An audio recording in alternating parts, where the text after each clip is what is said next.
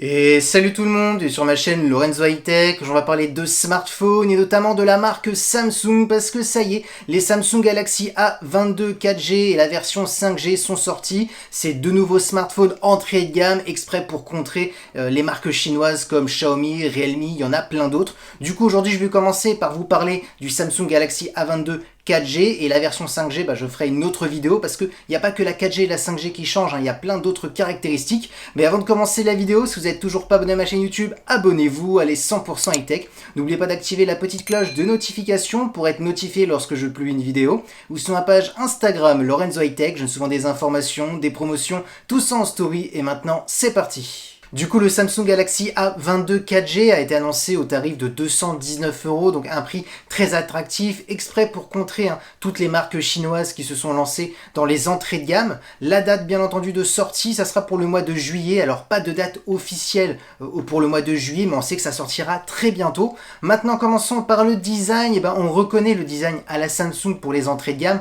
On n'a pas vraiment un écran complètement bord à bord, borderless. On voit qu'on a quand même une grosse bordure en dessous du smartphone, mais c'est quand même très joli. On est sur un entrée de gamme à 219 €, on va pas trop lui en demander. Rentrons directement dans les détails des caractéristiques. On a une diagonale de 6,4 pouces, une bonne taille. On a une définition HD+, ça par contre c'est son point négatif. Pour un entrée de gamme, je trouve que c'est trop juste de l'HD+, minimum du Full HD. Par contre, ce qui est intéressant, c'est qu'il a quand même un écran OLED pour ce tarif. Donc on va profiter des noirs profonds, des contrastes, des couleurs. Et en plus, on a un taux de rafraîchissement de 90 Hz. Donc ça va être intéressant pour les défilements des pages web, pour les jeux vidéo, pourquoi pas. Ensuite, on a une caméra frontale de 13 millions de pixels et en termes de sécurité, on n'a pas de capteur d'empreinte qui est sous l'écran parce que ça coûte quand même très cher. Donc du coup, on l'a mis sur la tranche du smartphone.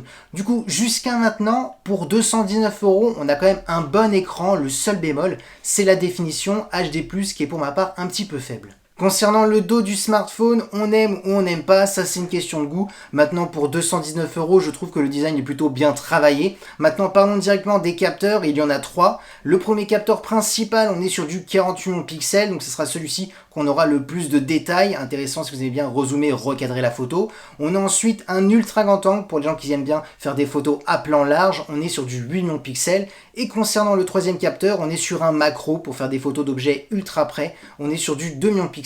Concernant la qualité de vidéo, à l'heure que je vous parle, il y a eu très peu d'informations. Je suppose qu'on sera sur du minimum, c'est sûr, du Full HD.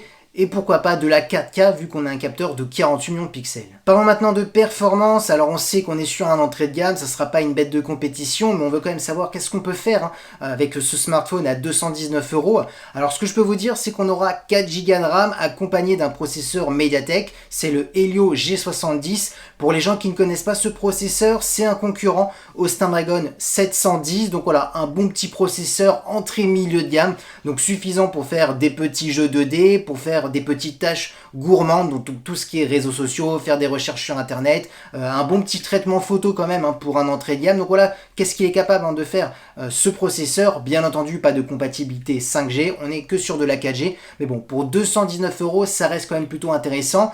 Ensuite, on aura 64 Go en interne avec une possibilité d'aidant de la mémoire avec une carte micro SD. Ensuite, concernant la batterie, on est sur du 5000 mAh, donc on voit que la Samsung a voulu montrer vraiment qu'on est sur un smartphone d'entrée de gamme, mais avec quand même une grosse batterie. Le seul petit bémol, c'est qu'on a de la recharge plutôt lente, je trouve, on est sur du 15 watts. C'est vraiment peu, je trouve, même pas du 18 watts, donc voilà, c'est son petit bémol. Ensuite, concernant la connectivité, on aura de la Wi-Fi 5, c'est tout à fait normal, on n'a pas de Wi-Fi 6. Par contre, ce qui est intéressant, c'est qu'on a une prise jack pour les amoureux des casques filaires, et concernant sa activité de recharge, on sera sur du type C. Du coup, mon petit bilan sur ce Samsung Galaxy A22 4G, qu'est-ce que je peux dire?